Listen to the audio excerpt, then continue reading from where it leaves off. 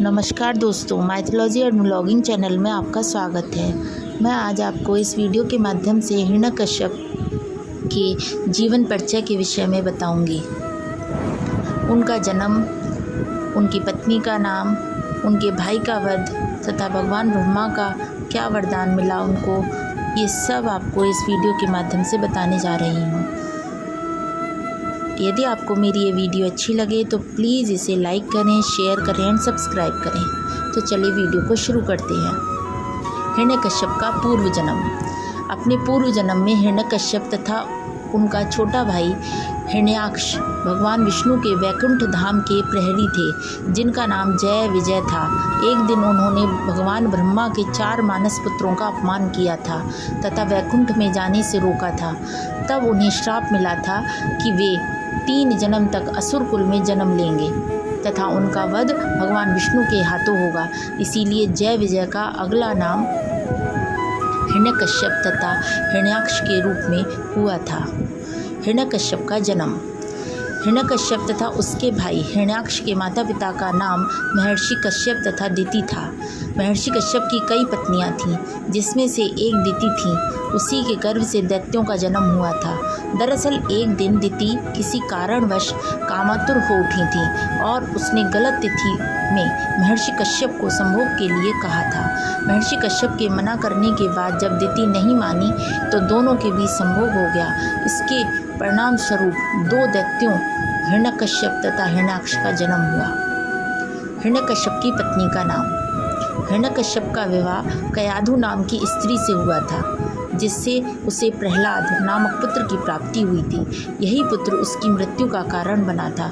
दरअसल जब हिरण्यकश्यप भगवान ब्रह्मा की तपस्या करने में लीन था तो उस समय देवताओं ने उसकी नगरी पर आक्रमण करके वहां अपना शासन स्थापित कर लिया था। तब देवऋषि नारद मुनि ने कयाधु की रक्षा की थी और उसे अपने आश्रम में स्थान दिया था। वहीं पर हिरण्यकश्यप के पुत्र प्रहलाद का जन्म हुआ था। देवऋषि नारद मुनि की संगत में रहने के कारण वह विष्णु भगवान का भक्त बन गया था। हिरण्यकश्यप के भाई का वध।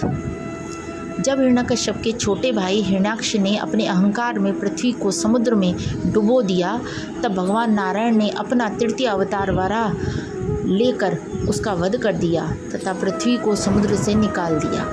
अपने भाई की मृत्यु से हिरण्यकश्यप इतना ज़्यादा क्रोधित हो गया था कि वह विष्णु से बदला लेना चाहता था। इस कारण उसने भगवान ब्रह्मा की कठिन तपस्या की। हिरण्यकश्यप को भगवान ब्रह्मा का वरदान। लगभग 100 वर्षों तक कठिन तपस्या करने के पश्चात हिरण्यकश्यप को भगवान ब्रह्मा ने दर्शन दिए।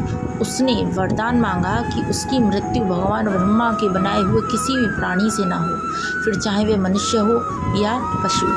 इसके साथ ही उसकी मृत्यु न अस्त्र से, न शस्त्र से, न दिन में, न रात में, न भवन के बाहर और न ही अंदर, न भूमि में, न आकाश में। इस वरदान को पाकर वह अत्यंत शक्तिशाली हो गया था।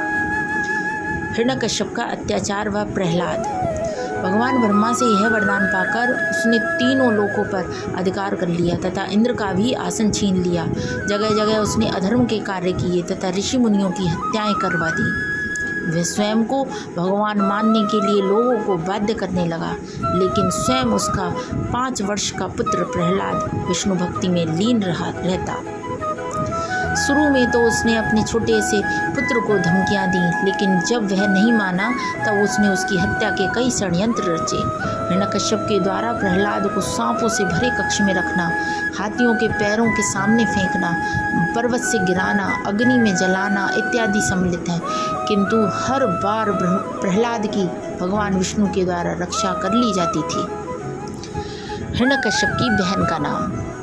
हिरण्यकश्यप की बहन का नाम होलिका था। होलिका को भगवान ब्रह्मा से वरदान प्राप्त था कि उससे कोई भी अग्नि में जला नहीं सकता।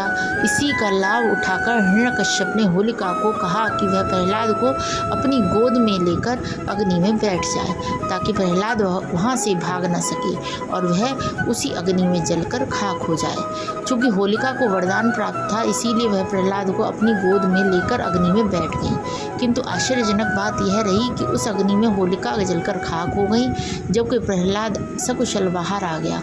दरअसल भगवान ब्रह्मा ने होलिका को वरदान देते समय यह भी कहा था कि यदि वह इस वरदान का दुरुपयोग करेंगी तो वह वरदान स्वयं ही निष्प्रभावी हो जाएगा। हिरण्यकश्यप का वध।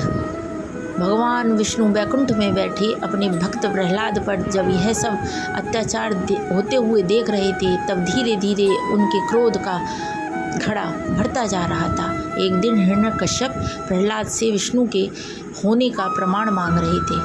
तब प्रहलाद ने कहा कि वे तो कण कण में हैं। इस पर हिरण्यकश्यप ने अपने भगवान के एक स्तंभ की ओर इशारा करते हुए कहा कि क्या ये इसमें भी हैं?